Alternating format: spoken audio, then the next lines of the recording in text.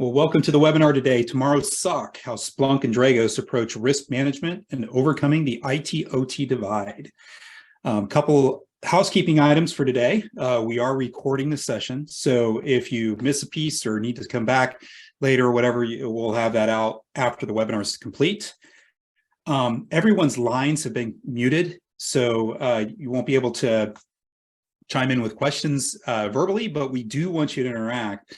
And if you'll see that Q&A button on your Zoom session, please use that to submit your questions. And then we will, towards the end of the webinar, we will circle back with those and try to answer as many as we can, depending on how much time we have left. And certainly there's always the opportunity to follow up afterwards if there's something that we left out.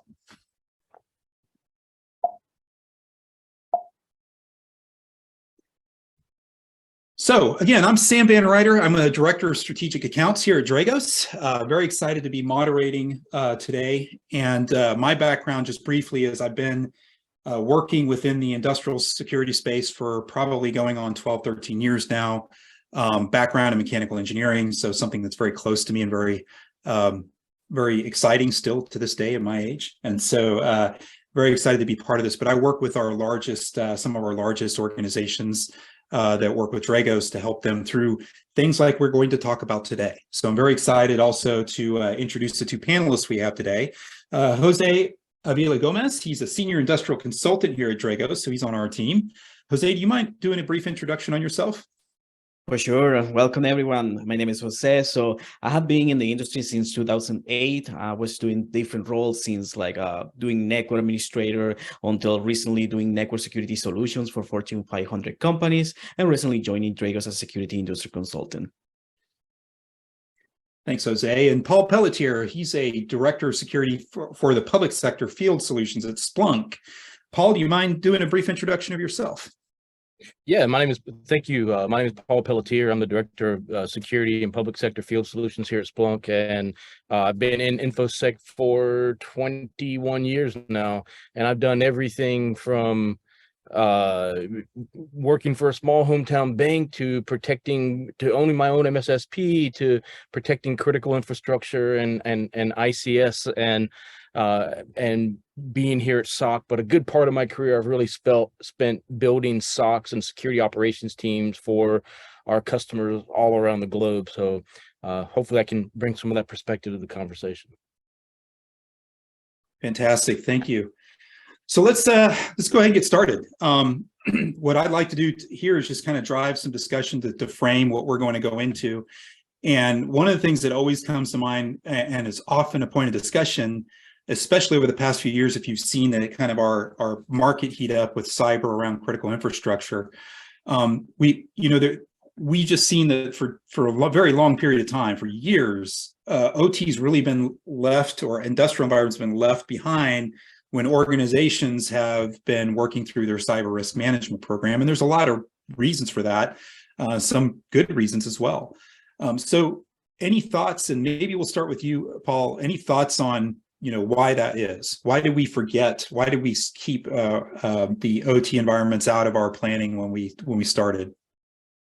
Yeah, I mean, a couple things there actually, right? Is, typically a lot of the folks who are doing the IT stuff in the OT environments, they're all process guys, right? And then they just, because they knew this particular thing really well and it was technology related, and they just kind of got thrown into it, right?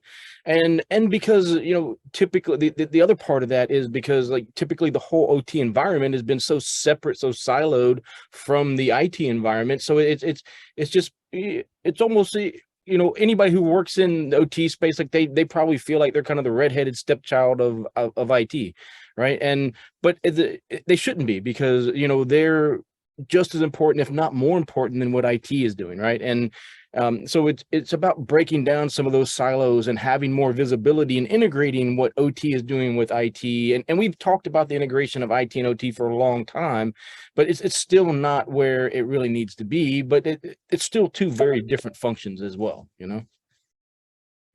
Yeah, absolutely great point. And I think also maybe taking even a step back a little bit is what we see a lot of from an executive perspective is oftentimes industrial was just kind of lumped into the cyber aspect at board meetings, and it wasn't necessarily brought out and specifically called out as part of the discipline. So when your CISO came to the board and said, we have a great program and here's where we stand, it often didn't include industrial for a lot of different reasons.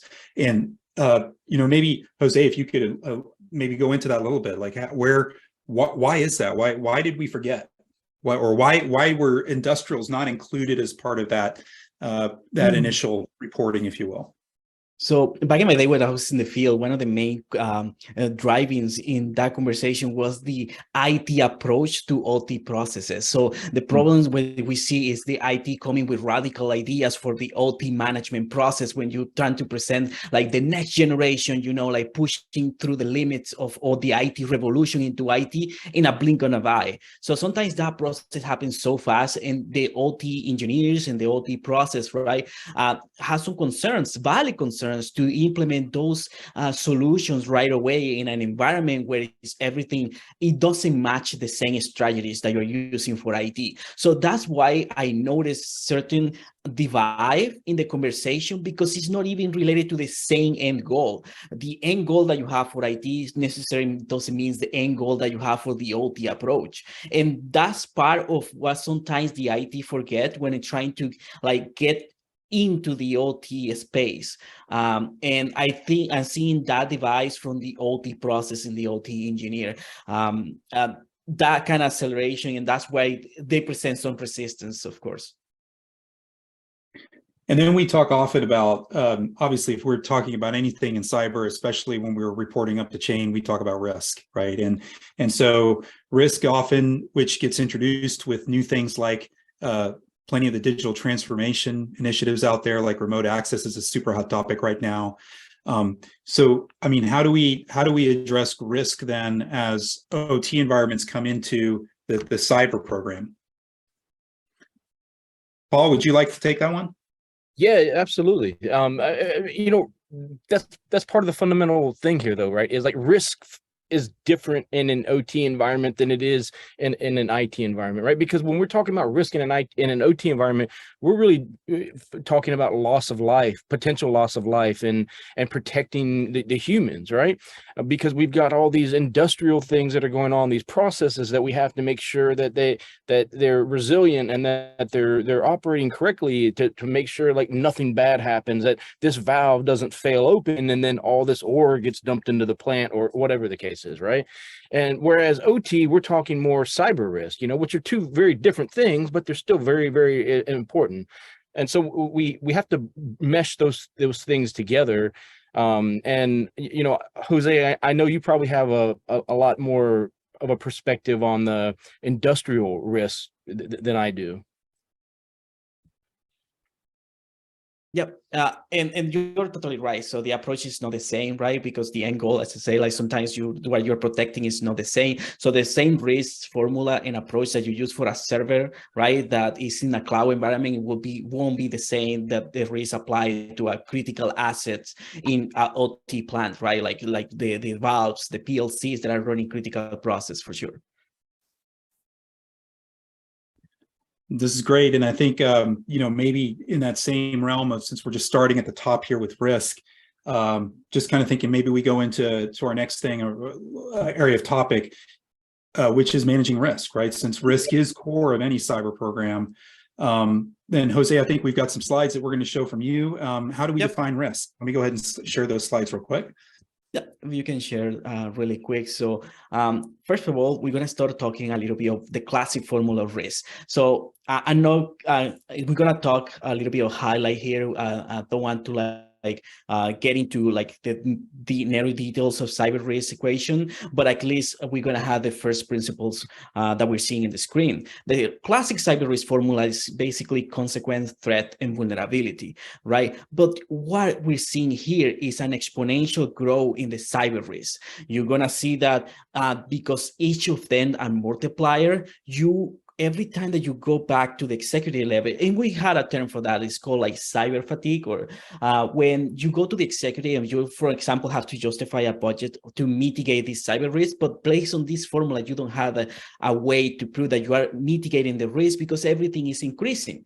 And you see here like threats, threats are not decreasing, actually are increasing day by day. Vulnerabilities, even if you patch and mitigate the vulnerability nowadays, you will have more as the time goes and more digital transformation happening in the OT. So that means that your cyber risk is growing exponentially as we implement these classic formulas. So what we do as Dragos, and we can go to the next one, is trying to add some resilience, right, to the vulnerability and to the threat portion of the formula.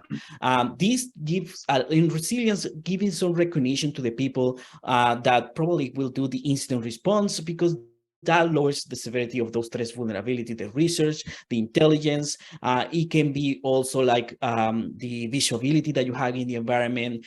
You can also, resilience can be a physical device or a physical portion of the OT that is not tied to the IT that can help mitigate the vulnerability. Sometimes the example that I give is like for when you have a PLC that control pressure in a pipe, right? But you also have a physical release valve, right? So even if the PLC get compromised or just it's acting in a suspicious way, you will see that you have a mechanism to like help the resilience in that formula. With this approach, you will see that you go to the executive and that $1 million that you spend in developing super secure network segmented defense in-depth approach, it will showcase here. You will showcase like what you are, the efforts that you're putting into lowering your industrial cyber management risk into this equation. And if we go to the next one, we talk a little bit more of, like I already mentioned, about the threat and the vulnerabilities that are not decreasing, but how we can add the resilient portion here. So important talk for the resilience as well is the approach that we use is like, can we detect, right, what we have in as a part of the threat of the vulnerability? Can we prevent it if we cannot detect it? And if we cannot detect it or we can prevent it, can we recover? And that's our Dragos approach for like, so of course, like talking like high level view of the cyber risk formula. Excellent, thank you. And this is a great foundation for where I kind of like to go in the next step, and I'd really like to see, because I'm better when I can talk about real situations. So maybe there's a real world scenario we can talk about. Paul, would you mind walking us through one of these? Yeah, absolutely. I mean, from Splunk's perspective, when we talk about cyber resilience, especially as it pertains to OT, it's really about how your organization is able to prevent, detect, and respond to different conditions within of compromise within the network, right? But then it's more than that. It's really, what are you doing with all these things? And the way that we come together with Dragos by combining our platform with what Dragos does by bringing that additional visibility from the OT side and more into the assets and what's actually going on at the PLC level or HMIs, and then being able to aggregate all of those things all together, and then along with everything, all the other signals that we see that's going on in the platform from everywhere else. So it's for us, it's really about consuming all of that noise and then using the analytics that are built into Splunk to really elevate those things that are more important, right? And to make and provide that additional context to the analysts to say, like, like if we just see a PLC that was logged into by Joe Blow at 1 o'clock in the morning, okay, that's kind of anomalous. But then if we see that PLC was logged into, and then we also see something else that happened at the same time, and then we also correlate that against, like, maybe he wasn't authorized to be in that area, well, all of those things together mean something a lot more than just those things in isolation, right? And so that's what we're trying to do with what Splunk does and what Dragos provides, the additional visibility from the OT side. Excuse me.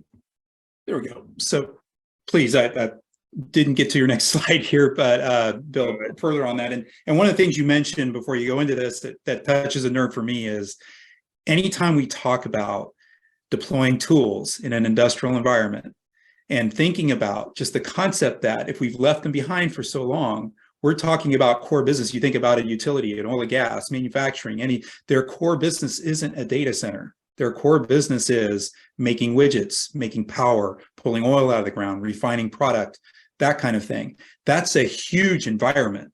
And now all of a sudden, I'm going to introduce all this into a security operations center. I know we're going to get to the security operations center thing afterwards, but kind of to your point, that noise always kind of scares anybody that's got in a SOC.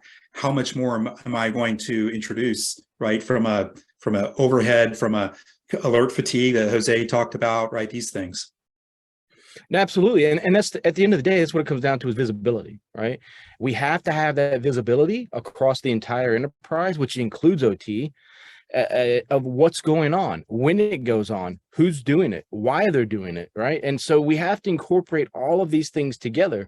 And one of the things that we're really doing here at Splunk is we have this whole thing that you see there at the bottom, that OCSF, which is this new open cybersecurity framework, where we're really working with a lot of the vendors, the top vendors out there, to really define more of a log language, a universal kind of log language that everybody understands, and so that we don't have to re-normalize all this data as we ingest these things into the platform, right? But then working closer with our partners like Dragos for response and for the playbooks that they have on the OT side, right? Because the way to Jose's point earlier, the way you respond in an OT environment even is very different than how you would do response in an IT environment. And we have to take those things into account. But then at the same time, like we can't go blind into these things, and then we have to be able to respond as quickly as close to real time as possible, right? Because I'm sure everybody's heard that whole golden hour kind of term, and in an OT environment, that's even more critical, because now we're dealing with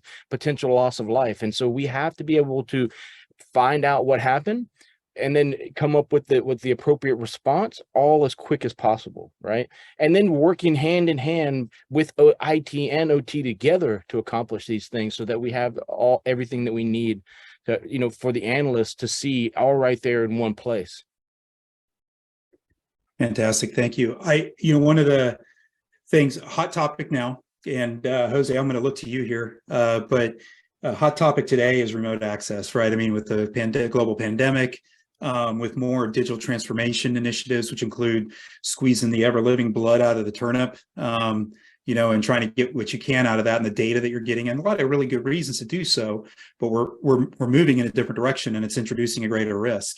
So would like to kind of talk a little bit more about remote access on this, if you don't mind. For sure. Yeah. And we can go to the next one. So what we did here is we prepared the classic scenario where an incident happened, right? And you need to have both parties coordinating at the same time to trying to investigate these issues. And one of the biggest complaints that we always hear in the field is like the alert that I receive in the OT, sometimes IT doesn't even know, right? Don't even know that alert is suppressing in the OT, and the IT has the same feeling. The OT had the same feeling in the IT, because there is no, as Paul said before, there is no centralized management where a single person can get enough data for both worlds. So I'm presenting here in a scenario where you had an IT event where a contractor and engineer log in after hours, which is a classic day-by-day operation that something can happen, and it won't raise any alerts in the IT case. Now, what you see in the OT case is a PLC modification without authorization, or a change Windows change control ticket. That means that something is happening in the OT network, right? And that level 3.4 that you see, 3.5 in the diagram that you see, that's not only the firewall that limit the traffic flow between enterprise and the OT. This is a logical barrier that divide IT and OT, because that's the place where the OT goes, and I say, I can see up to here, right? And IT goes and do the same from north to south. They say, that's my border area, I cannot give you my information. So to give you an idea, roughly a scenario like this, it takes up to 300 days to troubleshoot, investigate a cyber incident when it involves both parties. That's according to the Industrial Cybersecurity, like Poneman Institute, put a paper last year when they put all this data together of like when those two parties need to troubleshoot and do engagements, it takes up to 300 days to troubleshoot because that is IT/OT device. So if we go to the next one, you're gonna see that this is a playbook that we have in the Dragos platform. So when you get those alerts, right, there is a correlation that happens in the Dragos platform. It will offer you two playbooks, right? And the first one is a new RDP connection was detected. And what it's going to tell you right there on the left is basically you need to go to IT, right, to collect as much data as possible because something is happening. A new connection RDP was detected, and there is also a PLC configuration change. But as we mentioned before, the data that is collecting in the OT side is only OT. What happened with the assets is coming from the enterprise network. That's where this add-on that Paul was talking early on with the joint partnership between the IT and OT into the Splunk really shine. And you're gonna see if you go to the next one, right? You're gonna see that this is a stream from the add-on where you're gonna go and get all the data that is being fed from the Dragos platform into that Splunk instance that you have. So the traffic that the Dragos platform is seeing is being correlated at the same time with all the sources that Splunk has in the IT to create a really, really great source of truth in a centralized manner that a single person can go and check for both references. I can get all the IT data at the same time that I'm getting all the OT data. Yeah, and one of the things to really highlight here too is, you know, like you see this OT asset stuff here, right? Like we wouldn't have this visibility into what's going on in the OT environment without what Dragos is doing, right? So we have to bring all this stuff that they see from that side into what we're seeing on the IT side, and then we can correlate all those things together, as you know. So now we can bring Active Directory, all the authentication stuff that's going on, all the assets, all the IPs, user accounts, emails, everything all together, so that we can know. Then we can get really granular and say like, hey, this was Jose that's sitting on by the drill at extension 321, whose supervisor is Sam, and he accessed this device at this time, but without all of those things together, all of the from the OT and the IT side, we wouldn't be able to tell those things, right? So that's why it's so critical that we have this visibility. Yeah, and Sam, if you go two more, because we're going to be showing here like what is it, the OT center, right? In the next one, you're going to see here that we can go even further to analyze this data, as Paul was saying. We can get the authorization that happened because we have visibilities from the VPN side of things.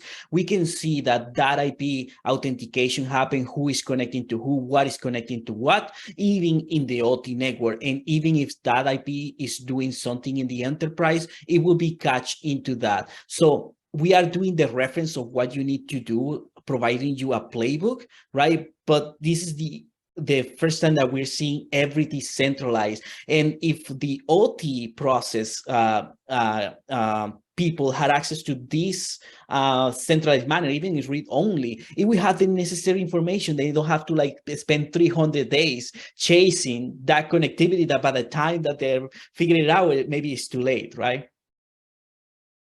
Exactly. So if we go to the next one, go ahead.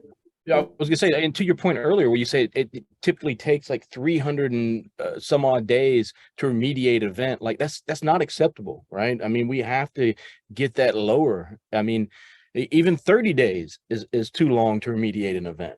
You know, I mean, like we need to get this mean time to detect, mean time to respond way down, so that we're catching these things quicker and faster.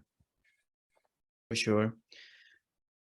And of course, you include things like crown jewels and severity of the event, things like that, right? The higher risk level, I'm sure your time frame you would want to be even a lot shorter, right? Not only from a safety perspective, but a business perspective.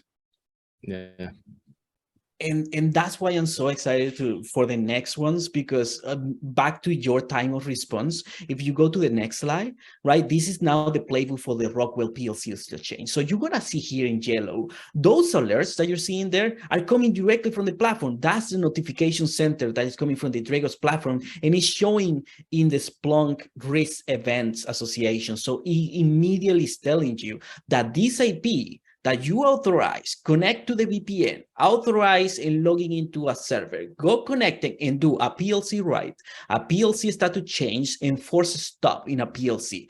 And this, you can get real data back in time that you're going to see around 1 p.m. There was a suspicious SIP traffic, and then they start doing all the configuration changes in the OT network. So, of course, as you mentioned, sometimes in the OT side, you can simple go and say, oh, unplug the PLC, right? And call it a day, and we go back and do a forensic on it. Those are real critical processes that we need to consider. So the next slide, I think, is when you have, because you have all the correlation between IT and OT, you see here, even mapping the TTPs, right, that probably that IP is trying to use to exploit your network, right? And if you go to the next one, here is showing in real time the traffic that IP is doing. So now you have now you have in one hand all the risk association profiles in the TTP that probably that IP is doing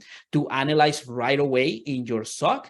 At the same time that you have here what that IP is doing in the network. And of course, if you see the docs density start to increase, that means it's doing more connections. And if you see this map start growing, that means that it's trying to doing hopping arounds. That's where you see, and you see this in real time. You don't have to wait and put a ticket into the IT, go back, maybe it's connecting now, maybe it's not connecting now. Oh, we lost the data, that kind of behavior. So this is showing in real time what are those IP, and the one that we are tracking actively, maybe with all the data in real time. And one of the really cool things here too, other than that visualization, which is amazing, right, is that bottom part down there, you see the perimeter investigator, and which goes back to my point earlier, is like a lot of these process folks that are doing OT, they're not traditional IT people, right? So as we built this solution, we kept that in mind, right? And so the whole idea behind that is you can quickly click on an IP there. So if you click on destination, in the example we have here, you don't never have to write one single line of code or SPL to do a search. You do it all right here in the UI, right?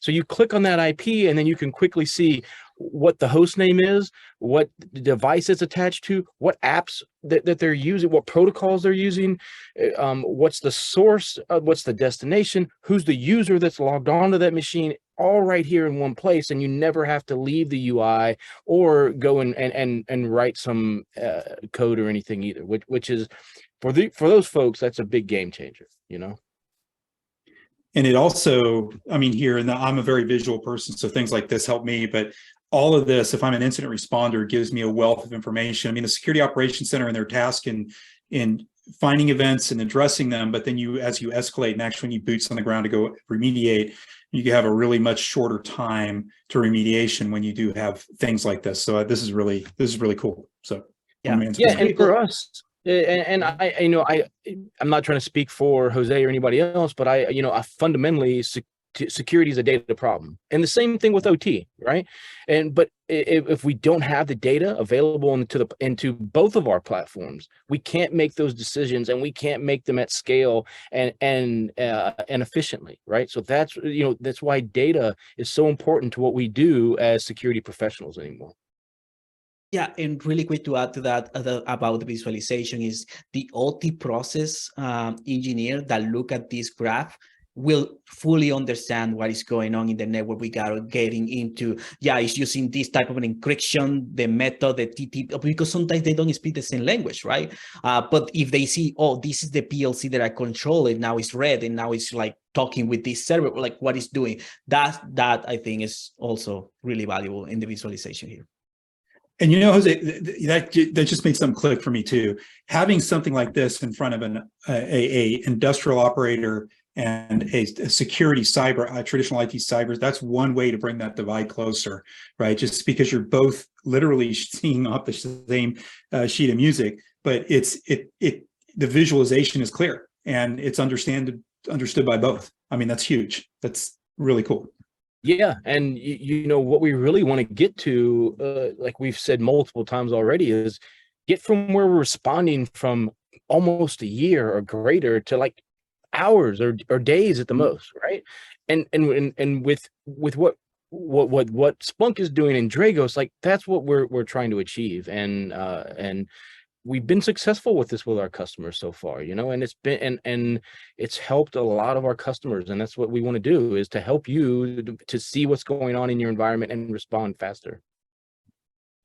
That's great. And this really kind of drives us into our next topic, which is the SOC, right? And what does the SOC look like in the future? What is the SOC? There's been years, and if you've been in the space a while, you've heard the debates about, hey, we need a dedicated OT SOC or dedicated IT SOC. But I think the reasonable answer here is that you can migrate a SOC to have the capability of ingesting OT data and being able to respond to it. And there are programs that we talk about. We often talk about 3-tiered response so you understand, when you level up to the next phase and get experts involved.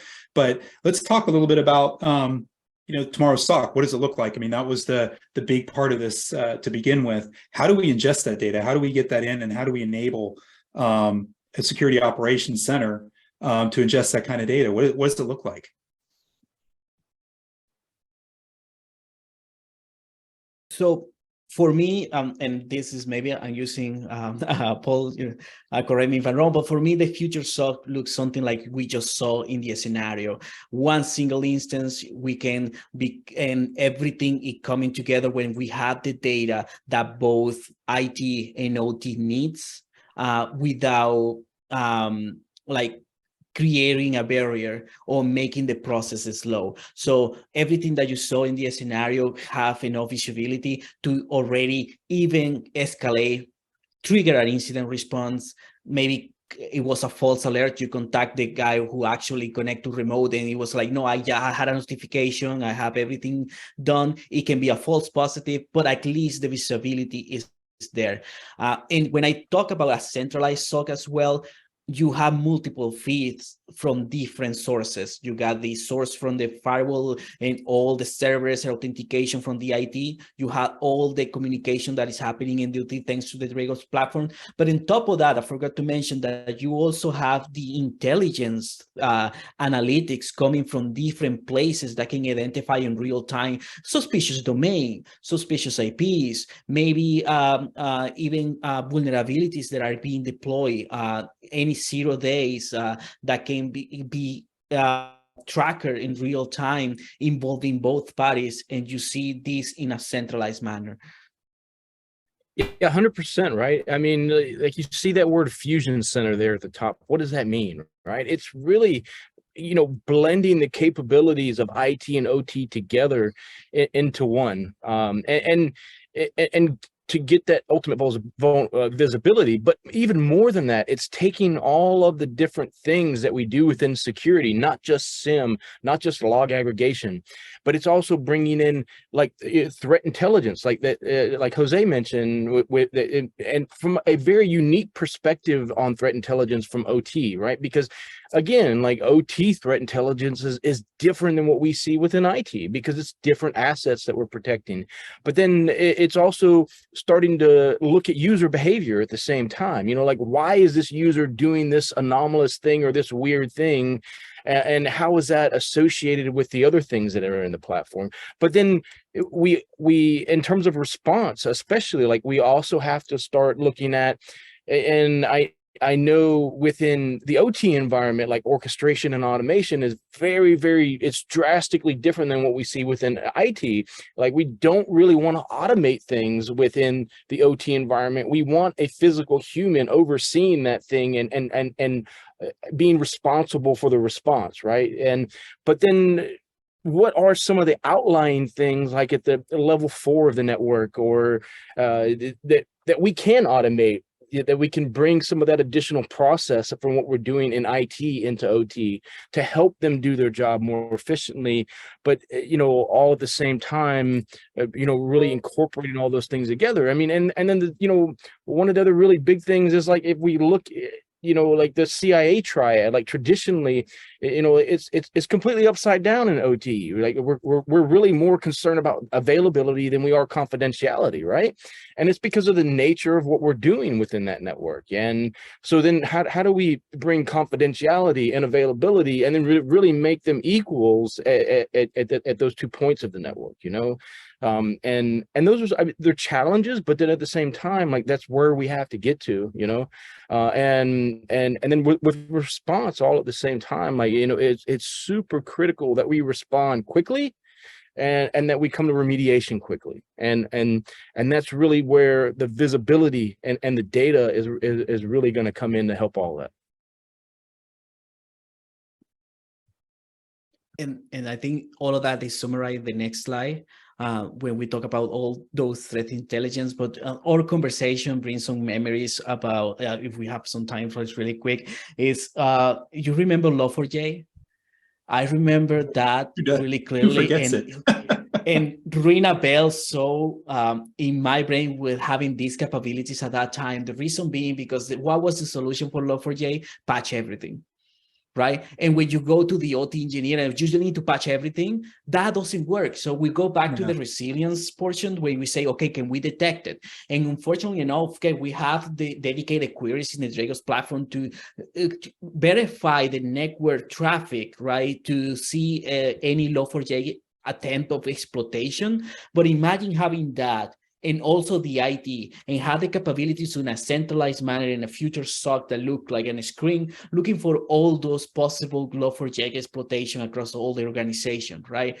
That's the kind of thing that will enable this kind of behavior for hopefully not soon, another Log4j event that it will have to go across both words, IT and OT. But there's going to be something else, right? Especially some other new supply chain thing, or, like there was the Code Cove thing recently that happened. There's going to be another SolarWinds, right? I mean, and it's going to go on, right? But how do we protect against these O-days or these things that could be just laying dormant in our network or things that we can't even patch on the OT side just because of the criticality of those assets, right? And then how do we put the proper controls around those things, but even more than that, how do we monitor those controls to make sure that they're actually effective, And so like those are the things that we really have to bring together. And that's where risk is super, super important in determining not just the criticality of that asset, but like what do we have to do to truly protect and monitor that asset, Well, it's almost like you brought this whole conversation full circle and coming back to the fundamentals, right, with risk and such. And and it's true. And we often, will start.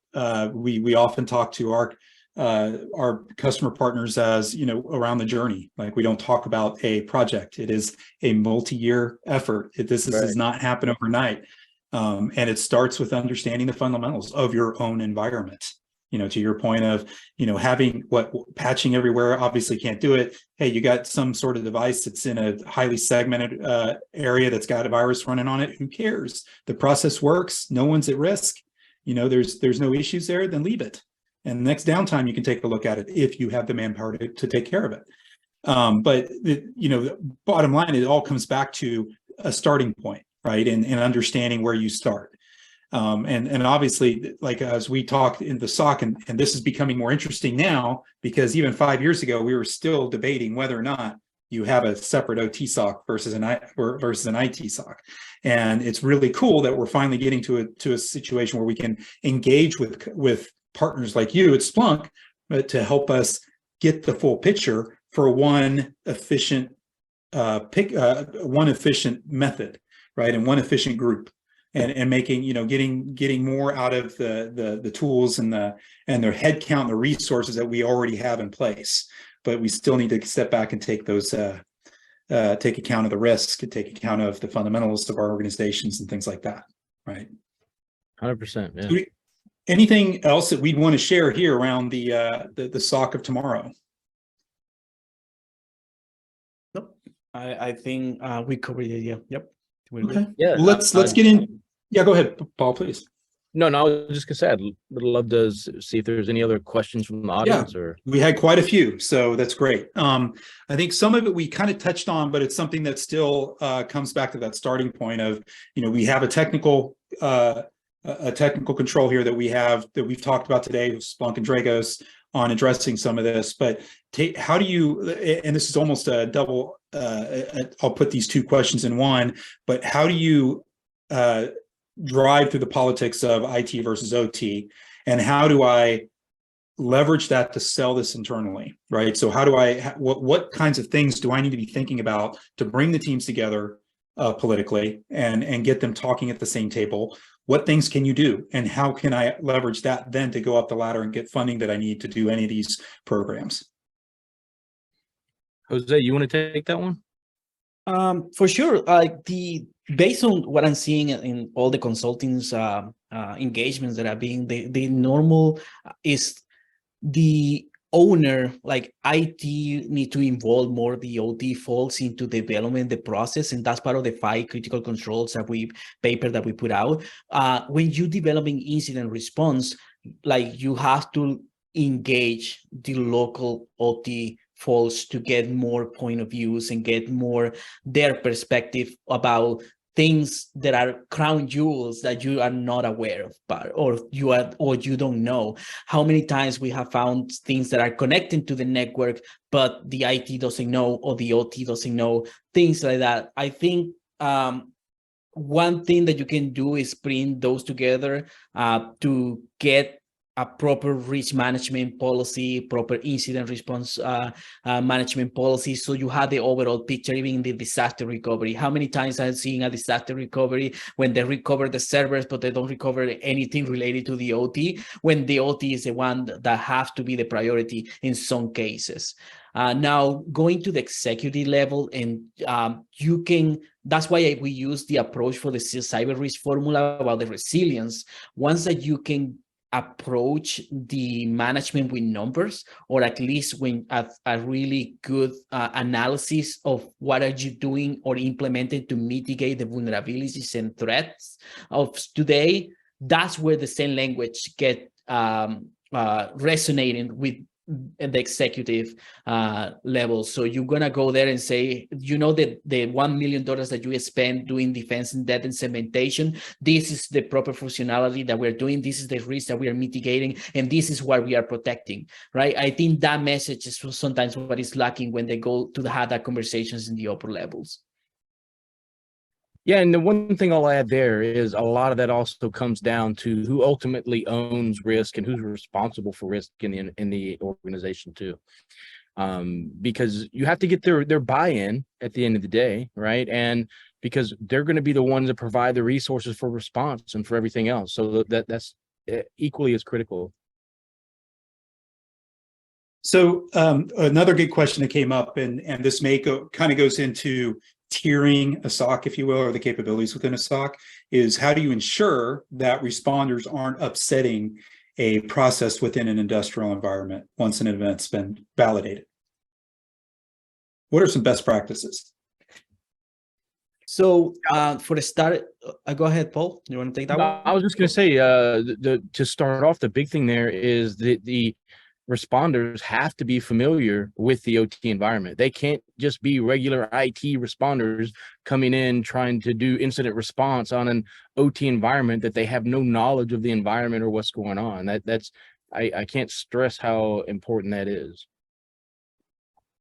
Yeah, and secondary, the approach that we use for visibility in the OT is not necessarily the same that we're doing for IT. Like you can do all these kind of automation, develop solutions where you see this alert trigger, block this in the firewall right away when you see this IP doing this and that. You cannot do that in OT. Basically, that incident response plan, it cannot be tied to any automation tool that goes into that kind of behavior in the network.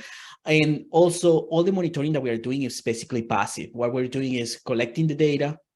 We just push that data into the Dragos platform, analyze it, and then push it to the Splunk for that centralized management. Now, as Paul mentioned before, somebody will have to go and review those critical alerts and analyze the risk before making those calls and decisions and proactively react to those events.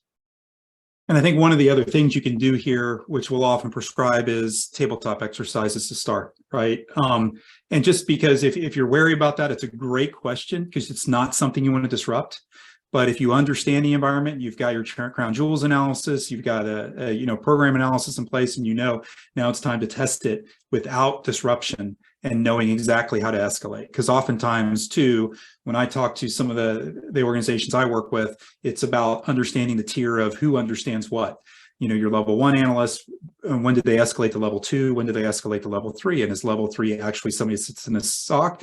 Usually not. Usually that's the person out on the plant, right? That you want the level 2 to have the relationships with. And so those are things that you can do that are just programmatic and fairly simple to do and it also circles back to that other question of, hey, how do we bring the IT and OT together? Well, if you're having conversations, to y'all's point, right, and you're having conversations with both sides, then you're going to bring those relationships together and it's going to be more effective when an incident does happen, it does occur. Yeah, it has to be a coordinated effort, right? It can't be done in isolation. Because I know we've said it like 1,000 times, but like it's different things, right? Yeah, and because I have been in the field as well, nothing brings the teams everything together as an outage, right? Like when you had an event, everyone basically jump into like trying to help and anything like that. And that's maybe what the tabletop exercise is, just like creating that scenario that will bring everyone together to try to fix that issue. Yeah. Great comments, then. So there's a lot of questions that are very similar in nature, so I'm trying to cull through these as we go through it. There is one here that kind of goes into the how do I sell this internally, but what would leadership want to see out of a program like this? Like, what does leadership, at the end of the day, what matters to leadership when we engage on a project like this?